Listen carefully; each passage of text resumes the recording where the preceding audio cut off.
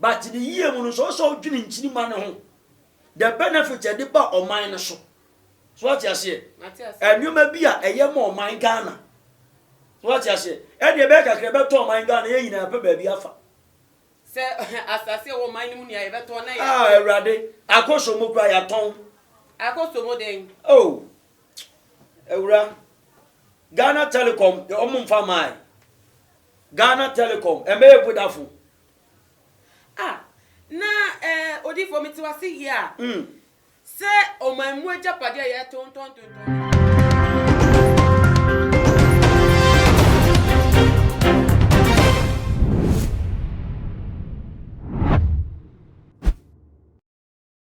ebusia for me mama akwaba shonko eba too much GHFD eso muni abana na ama owusia enye na dan minimu edi enhia se na ye ensema esi ewo oman emu enamede ebe somo enu ntimu njebre enko bebia ensem no edoso pa eye edwumayefo a womo Ghana International Airport kotoka omodwumekuo bi anedin ede the Ghana Airport Workers Union womo si abontin atese womo aboko jan atese womo ni abre dindin dia womo kasetia aban ya wosiso na ninya ejina agreement bi a aban ne Ministry of Aviation ene Turkish consortium ibiom tiefa yesa from TAV Suma eno ma kwa atese ejehye no no kire se ye airport kotoka no womo ede ma womo senka womo na omomra na omombe manage na womo kire a ejehye enye na hyase afi 2017 emu na mu a na tese hyase no mo ye tese negotiation na afi we mu 20th 2nd June 2020 and omo finalize the deal na say day wo ma gia to mu say Turkish consortium company no wo betimi afa Ghana International Airport no ediso ayedwuma na sika ekomu ne say wo mo ehya se no loan initial loan seed capital of $300 million and aban any Turkish consortium for no agreement to say one more budget for the next 15 years. Now, $70 million and a wombechia for the first 5 years of operation. Now, no energy my far. One more egu airport one more said that be the ekika kon de woman to not say enya shehan, woman share and penekra ma abai and majewe and your juma Ghana. Ejuma no ehun hia mo pa airport wonom no Ghana japade enu nti wo mu nyan ma aban emfa nhye ekofofofo atese mo fi oman fofo ensem emomum bebu wo mo ejuma no mu enu nti na wo mo ati esi abonte nebusan for esemoni ensem ka kire ewufo de bia ba pa ama Ghana for so a wo mate ensem ni bi so wo mo so ebufo no wo soro se da bi de aban ye de encha kwan mu emfakra na ensem we ene de ekeka hunti yatunsa ede afre Prophet Bernard ACM awada asafani din edi Holy Ghost fire and prayer ministry so me boy na yen tusu ensem yi eho enu ntie ko bebia jebe ye twa ye ho edi abasisi a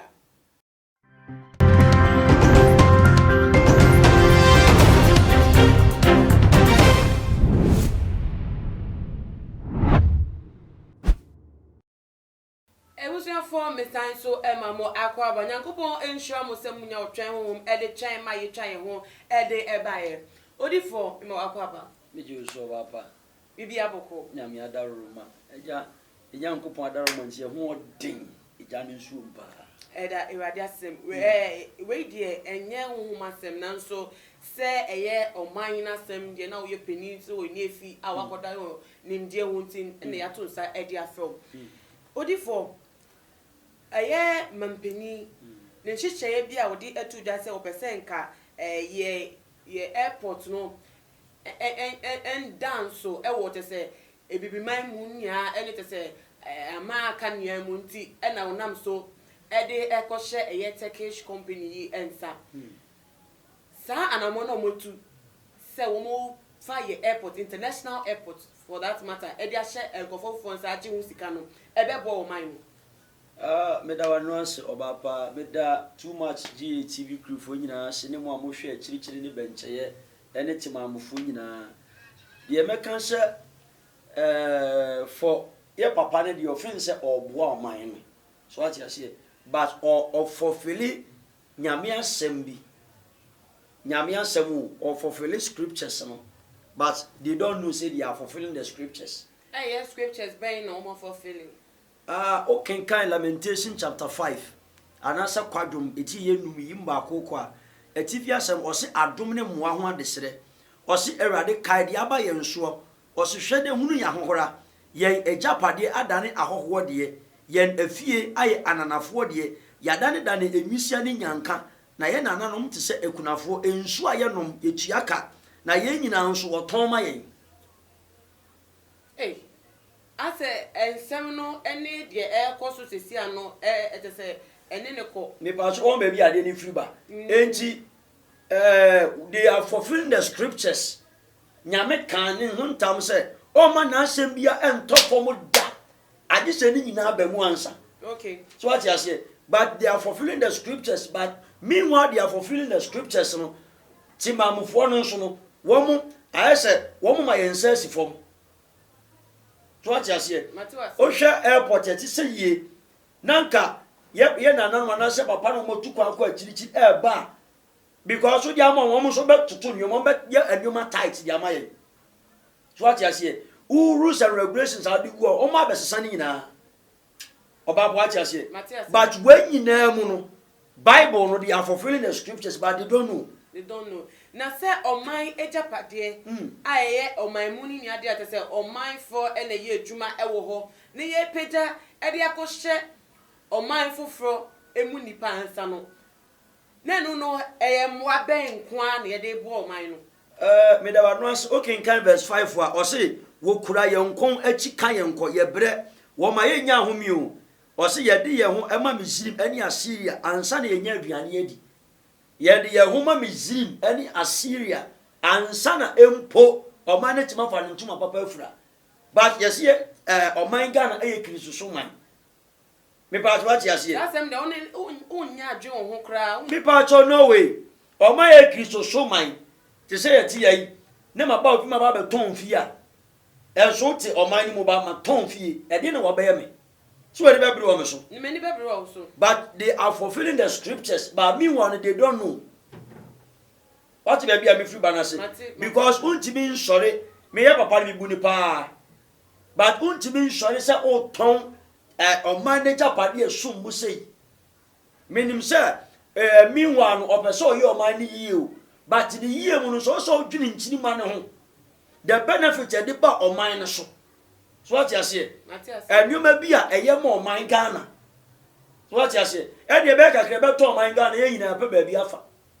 se asase wo man ni mu ni aye be to na ya Ewurade akoso mo kura ya ton akoso mo den ewura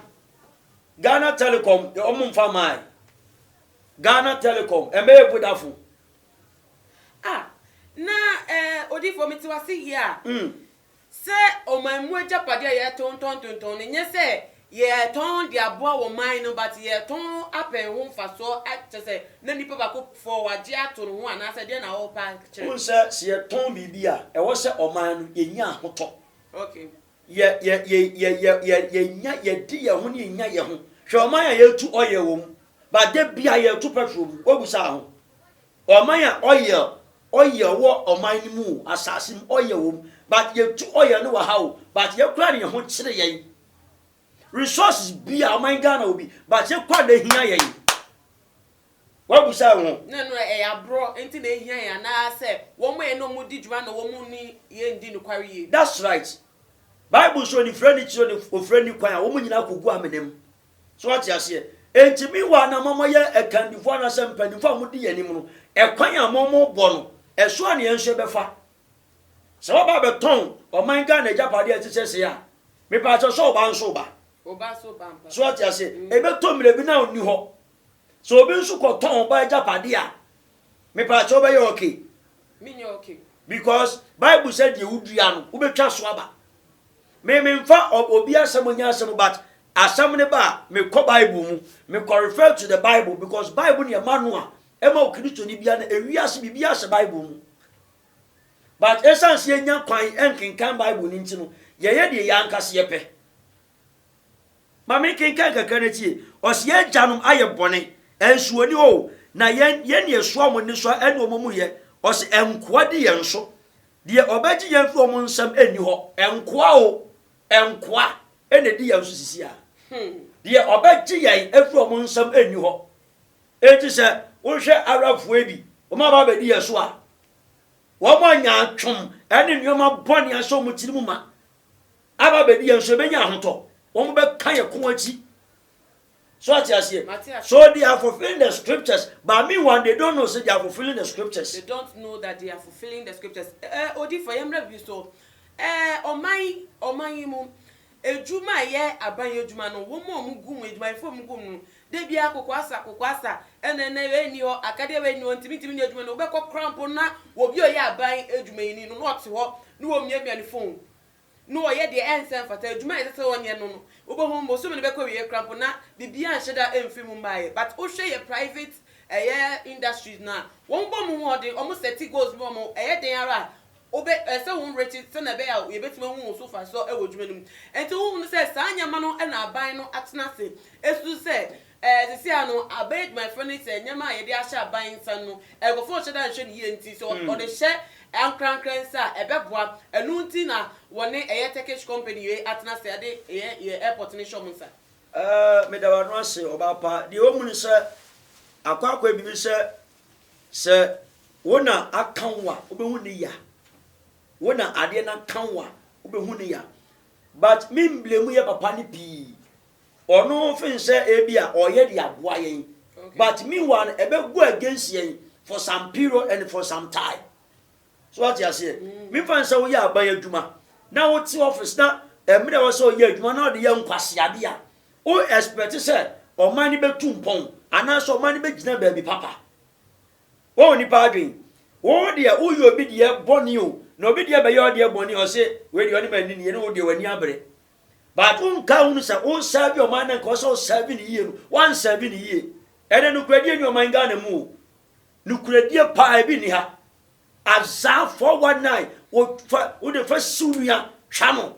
so ati ase we na Zaya ne kana na ye 419 ene de ti o man ga na mu enti ade o se nka so ye ne o man ni nya hoto no onye aban jubai fo na wo komo asem so ati ase won so mo ni nipa won so mo ni nipa but ekwakwa ese wo a wo gina wo ye adwuma no se wan ti no ho anya no kwan so no kwan wo gina ma bebre o hwe esa kwa me nkruma boma aye hwe na de ekoso kwa me nkruma ni mo ye nyinara ni nyina asewuram aban bia ba e wodi ono nso ba beye e wo se nko mo to asu no but no because of political careers any political affiliations be any rules be any nyoma bi o ma senti ti bi say ya nya politics o Christian ni papa bi anya politics any good Christian or nya politics ejumayefo isi o matom ho egu abonten protesti etia aban ewo mu se ejuma no wo mo ye na nso ejuma no ehye aban sa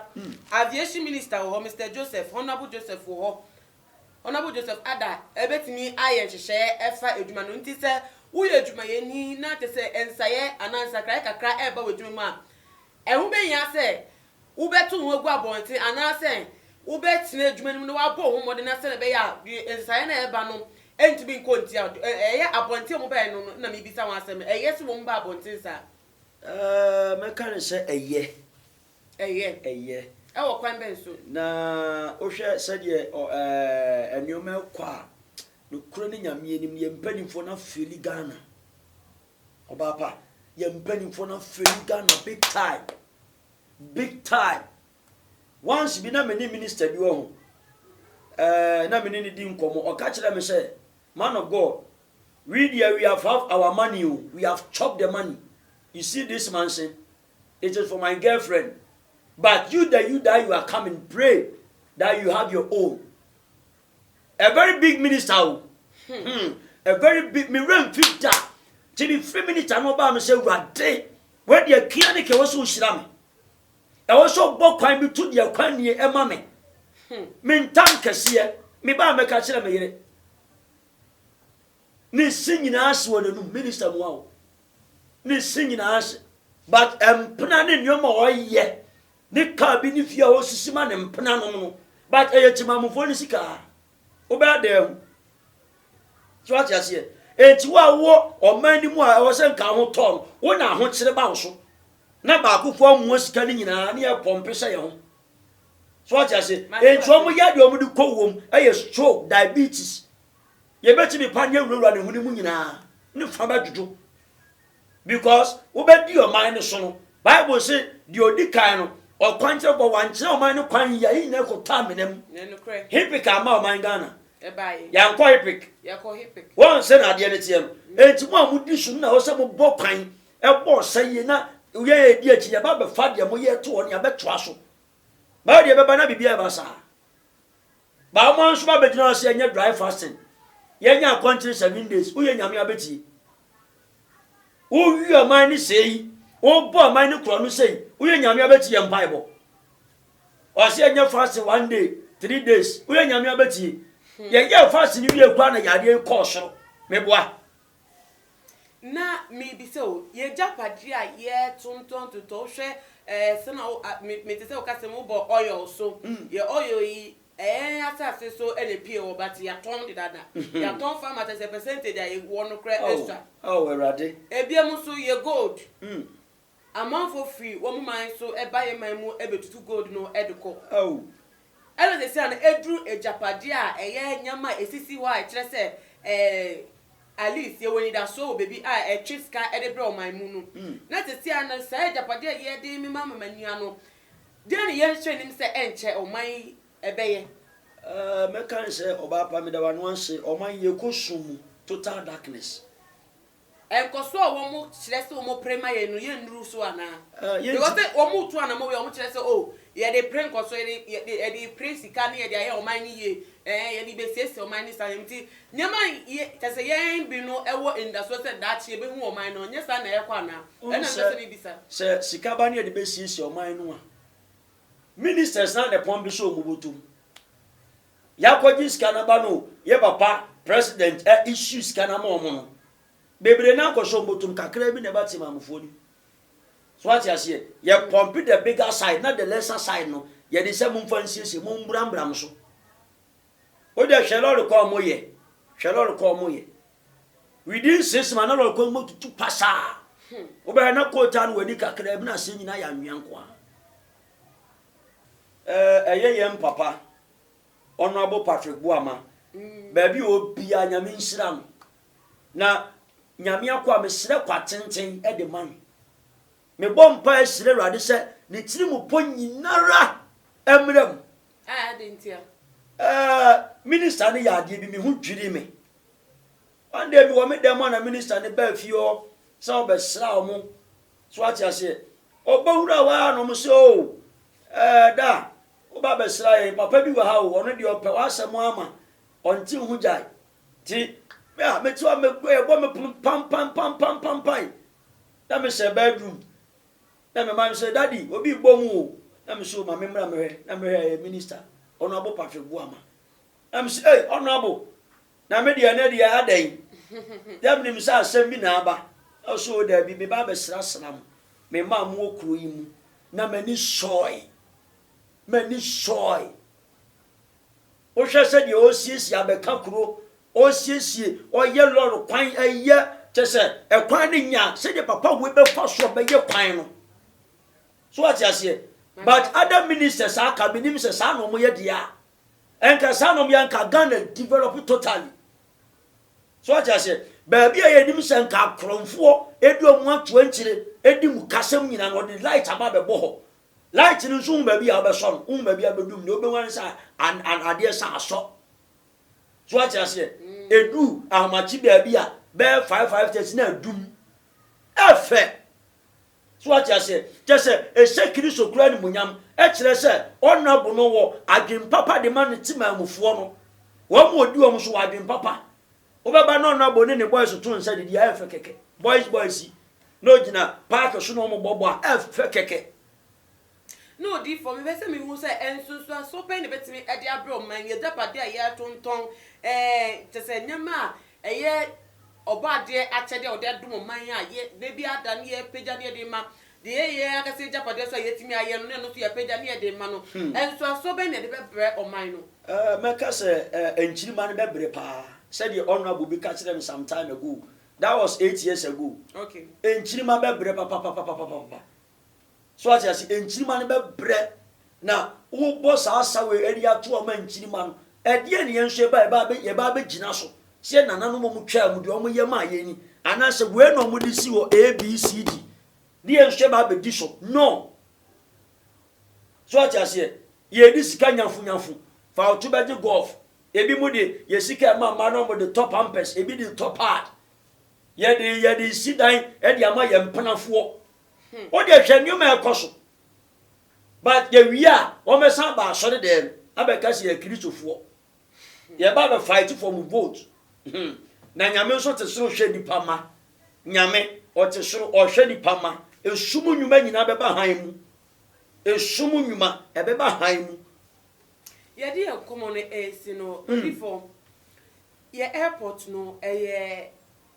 international airport koduka international airport Ghana had to say will be free amono ni ewiase fa na be bia ba ho en wo be si ansa na wo be ra oman mu a wetimi ewe oman nti akwa se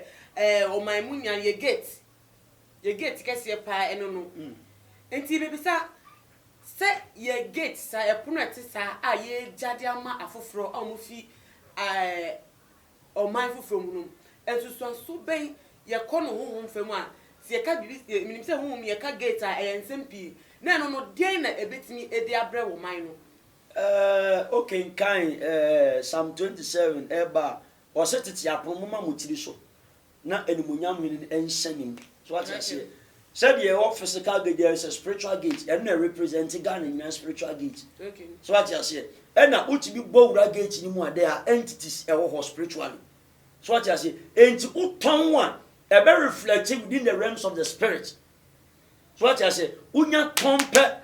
and before be take over one mun so say ni nyoma emuka de ni ase enuma bia wo man for mo person mo be dua do mo ba be dua enti wo de na esi wo de that e be breaki okay so what I say enti e breaki a e kwan ba be da o man Ghana ho sa code ne wo the gate no e breaki a e kwan ba be da ho so what I say enti onipa bia ba bi o be so fa wura bi o be fa wura obi a be tima ba criminal ba bia be tima ba be wura mu because they are man foforo and na foforo na the man uni mo rules some regulations and you mo dey wo you don't know about them yeah no correct so what I say but because of the man in Tinia really see a japa de kese say but enchiri man e ba bebre o e ba bebre they chat to kra no ye mampeni President Nana Akufo-Addo ne promises a wode ema ye ne nhihye ya wode tu dwa kire se eye edwuma de wo ba edwuma be bu so man na se si ade enkofo etu omu ogu abonte esu body din se wono na se si ade omadwuma nka ewo mu sem kra onu kra mpom ye hu maintenance no oma akwa atwe de amom no na no obetimi aka se mampeni waboa ana se wabese ensem meka se me da was ne sa big question we meka se wa ma meboa no kure nyame ni meka no kure pa wa ma meboa but un se Bible se nyankopon so chiri nkwasiafo bo se enkwasiafo kenka se nkafo nwoma so ati ase etire yenum yimu eba ensia enson ede ba enkono so chiri nkwasiafo bo se wan fo wanu anse bo se no kura eye sini sa do wan ba be se bo se no na wuntimi nye so ati ase eti meka se papa no daddy ya me respect o papa me bu na makoma so busade nyina ne se obetena se edi nchina che na awurade ni monyam se aye kese e wo so ba daddy eya mo ye disisi be ya mo nwini nchirima ne ho kakra ye pa mo chawo mo nwini nchirima ne ho the grassroots e maburu ni mabawa ye ba ye ya ye pese make in life ye bre ye read ye e pre ye sira mo se eya mo nhwe sa ankrofo ya e ba no na mo hu ye mobo na mo take a decision so be into consideration. Bible say enye obi a wanyini nkwa na nyansa wo ne tirimu ye wa kola bi wa nyansa mi tirimu ma say den Proverbs misira mo ya papa no yɛsrɛ mo yɛnhye ho hia yɛn ne ɛkɔ salai ɛto abama mo enti sɛ bibi sɛ ɛkɔ so na yɛ kɛta asesɛ ne kanana bi esum dwadie bi na ba bɛtɔ han mu a ɛsan sɛ mu na mokuta tumia moka sɛ mpuna epunu nti yɛne de yɛbɛka tie papa mo yɛsrɛ mo mama yɛnhye ho dadwene ehia mo bi na ɔman Ghana wonsom ne nyinaa onyi nipa ma no ato wonsom oni nipa ebusuafo ene dey aha ene de kom komototwe ebesi shenen so betimi afolo yen ewo Tuma GH Instagram page no Tuma GH _ na biom so adwentwe bia wo fa enkomo ye twetwe wa asenya no obetimi ede atudwa ewo ye comment section addition bia opese on fa nka ho experience bia wo efa ensemwe obetimi ede aka ho na meka mo se mo pese mo sponsor ye dwumede yi so a mo betimi afa number na eda ase ho no na mo fresh na be ya je bia eda ho no obetimi ni ye peni no akasa na no ye de esiye na bia mo so mo pese mo advertise wo product na wo company bi so a obetimi afa number na wa friend na te se bibia to so wano ede amamom na mre ebe ma ye kwan ama ye de dwumede no esi odifo phone number etudwa na ye fancy Madam say etifu amuti echirichiri ni benche ni timamufu nyina mesra mo menye difu ameye politics na nyame asem ene ebe chirichiri mu so peso ohia me ni metwetwe nkomo a ohaw bi eda wo so amane bi eda wo so ye de yedi mamanfo me number ni 020-385-1633 020-385-1633 anase 0249-631-876 0249-631-876 manuato yes Odisi ebusuafo enkomo ye twetwe wo ho adwentre bia anase wo pese wo mfa de wonim efa nsem no so etudwa obetimi de ato Tuma GH comment section ho no ebiem so betimi afollow yen ewo ye IG page @Tuma GH _ midin de na ama owusa so wo pese wo advertise wo product bi anase ye program ya ye wo pese wo sponsor so a obetimi afa number eda program na se no wa friend na oni mpanifo akasa na bibia ye simple ye betina se ne ate se ya plan bibia simple se na won so betime nya wo fa wo de aye de wo pe no mi ha ene de besi mi de na ama ohusa makram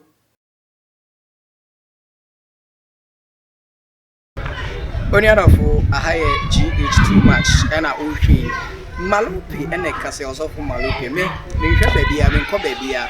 Too much GH na mo video ne to ho na me subscribe ka me ho nyenko hwensem pa wo ho me da se makram